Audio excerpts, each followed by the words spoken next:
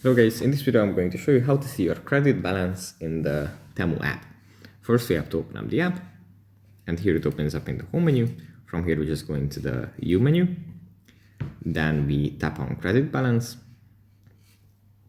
and here this is our credit balance. This is the money that we have added to our Temu account and that we can spend inside of the app.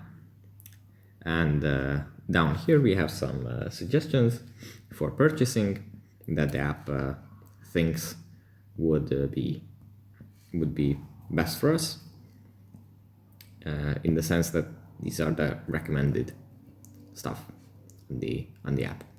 But yeah, that's pretty much how you can view your credit balance on the app.